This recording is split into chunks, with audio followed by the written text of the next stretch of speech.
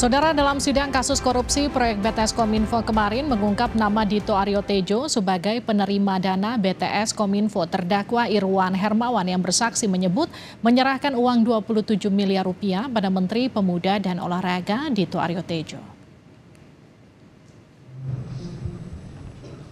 Nama Menteri Pemuda dan Olahraga Dito Aryo Tejo disebut dalam sidang kasus korupsi proyek BTS Bakti Kominfo dengan terdakwa mantan Menkominfo Johnny G. Plate. Saksi Irwan Hermawan mengungkap telah menyerahkan uang 27 miliar rupiah pada Dito Aryo Tejo.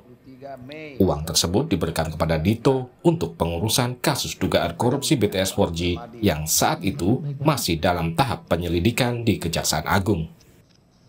Yang terakhir namanya Dito. Dito? Ya. Dito apa? Pada saat itu saya tahunya namanya Dito saja. Dito apa, Pak? Dito itu macam-macam. Belakangan saya ketahui namanya Dito Aryo Tejo. Dia besoknya menitipkan pesan lewat Dito. Kebetulan Dito berkontak dengan teman saya namanya Resi. Untuk berikutnya langsung saja berhubungan dengan Haji Oni, tapi tidak dengan orang yang kemarin. Artinya orang yang kemarin itu adalah Windu dan saya. Jadi pada akhirnya yang bertemu dengan Dito dan Haji Oni itu adalah Pak Galumbang dan Resi, tapi harus mengajak Pak Anang ya untuk langsung itu yang berhubungan. Yang terakhir itu. Berapa itu, Pak? Totalnya 27. 27. Ya. Irwan yang juga menjabat sebagai komisaris PT Solitek Media Sinergi diduga berperan sebagai pengumpul uang setoran dari perusahaan rekanan yang terlibat proyek BTS 4G Kominfo. Total uang yang dikumpulkan Irwan mencapai lebih dari 240 miliar rupiah. Uang tersebut kemudian didistribusikan ke berbagai pihak termasuk ke Dito Aryo Tejo. Selain menyebut nama Dito Aryo Tejo, Irwan Hermawan juga mengungkap aliran dana 240 miliar yang ia kumpulkan bersama terdakwa lain Windy Purnama. Irwan dan Windy membeberkan dana tersebut juga mengalir ke seseorang dari BPK sebesar 40 miliar rupiah dan 70 miliar rupiah ke salah satu staf anggota Komisi 1 DPR. Sinyal dari Pak Anang bahwa itu adalah K1. Saya tanya ke Pak Irwan, K1 itu apa? K1 itu artinya dari Komisi 1 gitu. Komisi yang 1. Mulia. Betul, Pak. Orang politik. Kan gitu jadinya. Komisi orang anggota DPR itu kan orang politik, Pak. DPR partai mana kan gitu jadi. Berapa diserahkan? Berapa diserahkan sama dia, Pak? Saya menyerahkan 2 kali, Yang Mulia. Berapa? Totalnya 70M kurang lebih. Berapa? 70M. 70M. Berarti Menpora Dito Aryo Tejo pada 3 Juli lalu telah diklarifikasi Kejaksaan Agung terkait dugaan aliran dana 27 miliar rupiah di kasus BTS Kominfo. Dito menyatakan tidak tahu menahu soal dana 27 miliar rupiah. Dana yang dikembalikan, Pak. Saya nggak tahu menahu. Ya, nominalnya sama, Mas. Dari awal udah begitu dan kita udah melakukan proses resmi. Hah? Tidak tahu menahu. 1 hari setelah diperiksa. Mas, makasih. Jaketnya Mas, makasih ya. Beda emang goreng samanya. Jangan gitu, jangan gitu. Pengacara Irwan Hermawan, Magdir Ismail pada pertengahan Agustus lalu menyerahkan uang 27 miliar rupiah ke Kejaksaan Agung. Kala itu Magdir mengaku ada seseorang yang menyerahkan uang 27 miliar rupiah ke kantornya. Dalam kasus korupsi proyek BTS Kominfo ini, Irwan Hermawan juga didakwa telah melakukan tindak pidana korupsi yang menimbulkan kerugian negara 8 triliun rupiah. Tim Liputan, Kompas TV.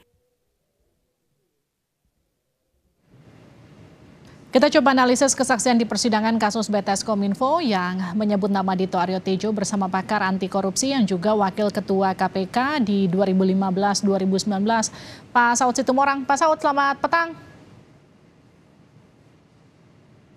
Pak Saud, boleh di-unmute Zoom-nya? Belum dibuka nampaknya? Sudah. Oke. Oke. Sehat ya Pak Saud ya? Iya, sehat. Pak Saud, kalau kita bicara kesaksian terdakwa Irwan Hermawan yang menyebut menyerahkan uang 27M ke Menpora Dito Aryo Tejo, implikasinya dari kesaksian Irwan ini sejauh apa Kalau kita bisa lihat. Iya, memang itu membenarkan keraguan hal-hal yang sebelumnya disebut-sebut ya. Kita juga akhirnya bertanya yang 27 itu angka apa gitu. Tetapi kalau lihat dari sekuensnya, kan ini kan pertanyaannya dia dapat sesuatu karena dia berperan kan. Perannya apa gitu. Nah kalau kita lihat kembali pada proses, ada 2 audit ya, ada 2 proses audit yang dilakukan di kasus ini. Pertama itu di bulan Mei, itu auditnya oleh BPK, ya kalau seingat saya itu sekitar bulan Mei auditnya itu oleh BPK, dan kemudian audit berikutnya oleh BPKP itu sekitar Oktober pada tahun yang sama. Nah dari audit itu kan kemudian muncullah beberapa mungkin peran yang bersangkutan. Saya nggak ngerti uang itu diterima, kalau asumsinya diterima, kalau kita mendengar apa yang disampaikan Irwan tadi, itu diberikan kepada yang bersangkutan untuk apa? Apakah untuk quote and quote menyelesaikan di level penyelidikan? Karena memang di audit yang kedua itu penyelidikan itu saya melihat, kalau lihat dari sekuensnya, memang penyelidikan itu sudah sudah mulai sebenarnya belum masuk ya. Kalau kita lihat itu kan kejaksaan baru di atas bulan Mei dia mulai melakukan itu. Sebenarnya uang itu untuk kemana, saya itu yang menarik mungkin pertanyaannya. Iya, itu, Mbak. Kalau menurut Anda penggunaan uang ini kemudian dianggap bisa mengamankan kasus, indikasinya kemana Pak Saud? Kayaknya lebih kepada ke auditor ya, kalau lihat dari sekuensnya, karena kemudian kan kalau kita lihat dari kejaksaan itu kan baru menyatakan itu sekitar bulan-bulan sebentar ya, itu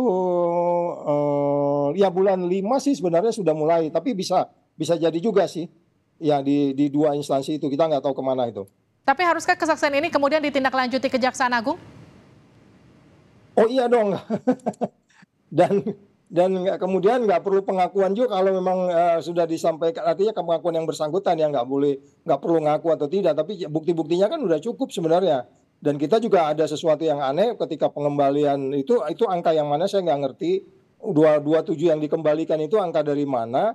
Tetapi kita paham kalau angka itu dari yang bersangkutan, pengembalian uang kan bukan berarti kemudian pidananya selesai, gitu Mbak. Iya, tapi kan sebelumnya Menpora Dito ini juga sempat diperiksa, tapi kemudian tidak ada tindak lanjutnya, sampai kemudian, tolong dikoreksi saya kalau salah, ada pengembalian uang 27 miliar yang juga sempat dipertanyakan ke Kejaksaan Agung. Ini uang dari mana, uang apa, kemudian tapi masih belum ada kejelasan ya?